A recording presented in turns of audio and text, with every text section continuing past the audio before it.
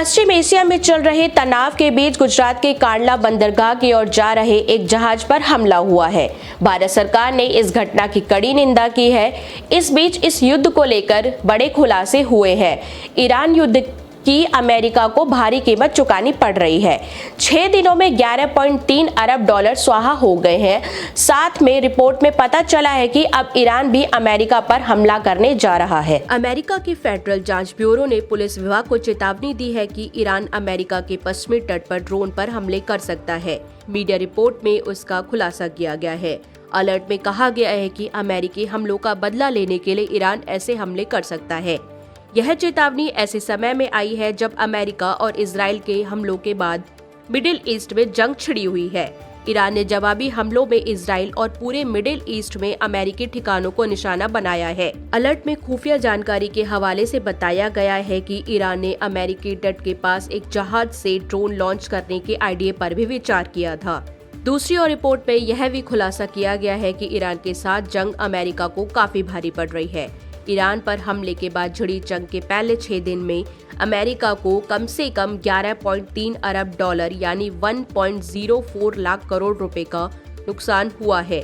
Trump प्रशासन ने अमेरिकी कांग्रेस की एक ब्रीफिंग में सांसदों को यह जानकारी दी है। एक समाचार एजेंसी की रिपोर्ट के अनुसार बंद कमरे में बैठक के दौरान सीनेटरों के सामने यह आंकड़ा रखा गया है। रिपोर्ट में यह भी कहा गया है कि अगर युद्ध लंबा चलता है तो यह आंकड़ा कई गुना बढ़ सकता है। कांग्रेस के कई सदस्यों को उम्मीद है कि ट्रंप प्रशासन जंग के लिए कांग्रेस से और फंडिंग का अनुरोध कर सकता है। कुछ का मानना है कि यह अनुरोध 50 अरब डॉलर का हो सकता है, वहीं कुछ इसका अंदाजा कम लगा रहे हैं। अमेरिका और इजराइल के तेज हो रहे हमले के बीच ईरान ने कहा है कि वो एक लंबे और थकाऊ युद्ध के लिए तैयार है। यह दुनिया की अर्थव्यवस्था को तबाह कर सकता है। बता दें कि ईरान ने हॉर्मुज़ स्ट्रेट को पार करने की कोशिश कर रहे 2 कमर्शियल जहाजों पर हमला कर दिया है। इसमें से एक भारत आ रहा था। इस हमले के बाद ईरान ने अमेरिका और उसके सहयोगियों को कड़ी चेतावनी जारी की है। ईरान का कहना है कि अमेरिका और उसके सहयोगी देशों के जहाजों ने अगर उनके आदेशों की अनदेखी की तो उन्हें भी निशाना बनाया जाएगा। बता दें कि ईरान ने वैश्विक तेल व्यापार के लिए बेहद अहम समुद्री रास्ते हॉर्मुज़ स्ट्रेट पर अपना दबाव और कड़ा कर दिया है। ये वही रास्ता है जहां से दुनिया के करीब 20% कच्चे तेल और एलपीजी की सप्लाई गुजरती है। इस पूरे संकट ने पूरी दुनिया को परेशान कर रखा है। भारत में गैस की किल्लत की खबरें भी लगातार आ रही हैं। भारत सरकार ने इस हमले की कड़ी निंदा की है। विदेश मंत्रालय ने कहा कि किसी भी हालात में व्यापारिक जहाजों और आम नागरिकों की जान को निशाना नहीं बनाना चाहिए। विदेश मंत्रालय ने कहा कि पश्चिम एशिया में जारी संघर्ष के दौरान व्यापारिक जहाजों को निशाना बनाया जाना बेहद दुर्भाग्यपूर्ण है।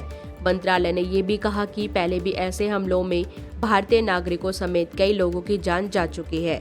अब इन हमलों की गंभीरता और बढ़ती दिखाई दे रही है। इसी बीच अमेरिकी राष्ट्रपति डोनाल्ड ट्रंप ने बड़ा दावा किया है। उन्होंने कहा कि ईरान में अमेरिकी सेना के हमले के लिए बहुत कम ठिकाने बचे हैं। वो जब चाहे युद्ध खत्म कर सकते हैं। इंटरव्यू में ट्रंप ने कहा कि इस युद्ध को फिलहाल अधर में नहीं छोड़ा जा सकता। ट्रंप ने अपने बयान में युद्ध के लंबे खिंचने के संकेत दिए हैं। वहीं ईरान ने कहा कि वह लंबी जंग को तैयार है। उसने मध्य पूर्व में अमेरिका के सहयोगी देशों पर भी बमबारी की है। अब मध्य पूर्व में वित्तीय संस्थान और बैंक उनके निशाने पर है। मसूद पेजेशकियान ने युद्ध समाप्त करने की 3 शर्तें रख दी हैं। उन्होंने कहा कि युद्ध खत्म करने का एकमात्र रास्ता यह है कि ईरान के वैध अधिकारों को स्वीकार किया जाए, युद्ध में हुए नुकसान की भरपाई की जाए और भविष्य में किसी भी हमले के खिलाफ ठोस अंतर्राष्ट्रीय गारंटी दी जाए। उनका कहना है कि अगर इन 3 शर्तों को मान लिया जाता है तो तेहरान जंग समाप्त करने के लिए तैयार है। खबरों का सिलसिला जारी रहेगा। देखते रहिए जनप्रवाद। नमस्कार।